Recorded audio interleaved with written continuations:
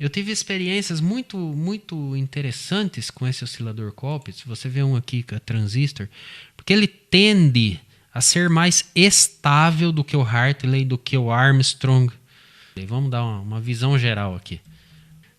Qual que é a ideia de um oscilador Hartley? É bobina dividida, um capacitor só. E ele vai realimentar da saída para a entrada. Geralmente, a bobina dividida vai para o terra. É isso aqui. Se você procurar na Wikipédia em inglês, ela é fantástica. Ela explica muito bem o funcionamento. E se você colocar aqui tube, né? Por exemplo, aqui, olha que circuito bonito. Esse é um oscilador Hartley. Ele é bobina dividida, o centro da bobina vai para o terra e a realimentação acontece da saída para a entrada via o ressonante. Então aí eu crio uma realimentação forte, o circuito entra em ressonância, o circuito entra em oscilação na frequência de ressonância desse LC e funciona lindamente. Necessário um desacoplamento aqui de radiofrequência para não amortecer a oscilação. O Colpitts é o contrário do Hartley. O oscilador Armstrong talvez seja o primeiro. Se não é o primeiro, é um dos primeiros. Inclusive, o oscilador Armstrong é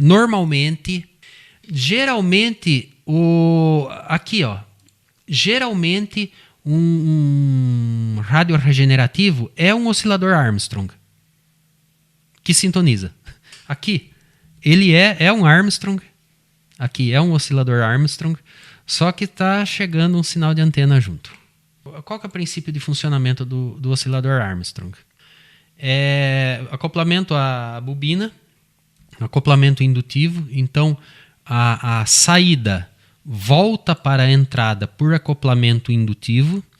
E nós temos aqui o circuito oscilador, onde tem o LC, que vai criar a oscilação. Aqui, né? O circuito LC aqui, que cria a oscilação, e o circuito de realimentação nesse ponto. Muito comum nos circuitos valvulares, nos circuitos do oscilador local do rádio. Para quem sabe o que é um oscilador local, todos os rádios superheteródinos têm oscilador local, tem um oscilador interno. Tá? É muito comum que esse oscilador seja Armstrong. Então, se você pegar um esquema aqui de um rádio superheteródino, esse aqui é o oscilador local. Ele tem toda a pinta de ser um Armstrong. Mas enfim, está aqui o oscilador. O oscilador local está aqui. Como que ele oscila? Ele pega a saída e retorna para o outro lado que está a grade de controle. E aí tem o tanque oscilador. É essa bobina e esse pedaço aqui. Então tem toda a pinta de ser um oscilador Armstrong. Tá? É mais comum. Você vê assim, é uma bobina só. Você vê uma bobina só. Essa bobina está aterrada. Tem um capacitor aqui. Esse capacitor tá lá, via terra também. E tem alguma coisa entrando por aqui, né? Tem alguma coisa aqui da realimentação entrando ou por aqui, ou por aqui, ou aqui é a saída para a grade. Tem cara de ser oscilador Armstrong. Ele tem um inconveniente, ele não escapar a frequência, mas ter mais harmônicas. Ele não é um oscilador tão limpo. Já o Colpitts tem a tendência de ser mais limpo, de gerar uma frequência fundamental dele ali na oscilação. Ele tende a ser mais limpo, mais comportadinho, né? Não gerar quase harmônica nenhuma, desde que se respeitem os limites das peças, né? Se você colocar uma válvula fora do ponto de trabalho, é a válvula que vai gerar harmônica, não é nem o tanque, né? E ele funciona assim, ele é de capacitor dividido. Então tem algumas maneiras de fazer, né? Você pode pôr esse circuito ressonante aqui em cima, sendo atingido pela corrente do transistor, corrente de potência do transistor, a corrente de coletor, né? Ou no caso da válvula, pela corrente de anodo, o que torna ele faz ele ter uma potência em geração de ondas eletromagnéticas maior.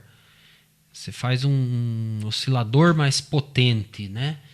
E com isso você consegue transmitir, fazer alguns experimentos aí com transmissores. E veja aqui um exemplo. Isso aqui gera uma frequência com uma potência maior, porque nós temos realmente uma corrente mais alta fluindo aqui pelo indutor, e quem gera onda eletromagnética é o indutor. O capacitor é só parceiro de oscilação, né? Ele é o companheiro de oscilação. Ele é fundamental num circuito ressonante. Mas na questão de geração de onda eletromagnética é o indutor. É ele que transforma corrente elétrica em eletromagnetismo. É papel dele, é trabalho dele fazer isso. Então, né, se eu conseguir colocar uma corrente maior no circuito, ele vai gerar uma potência maior de oscilação, na oscilação. Mas os circuitos, mas você vê que o circuito ficou pendurado no positivo. O capacitor aqui, nesse caso, a derivação do capacitor foi para realimentação e está realimentado no emissor. E sim, emissor também pode ser entrada. Se você não entende bem isso, procure saber como é a polarização base comum. Polarização de transistores em base comum. E se preferir em válvula, procure a polarização por grade comum, onde o sinal entra pelo elemento de baixa impedância. Para não falar difícil, o sinal entra por um lugar que a gente normalmente não entraria o sinal, né?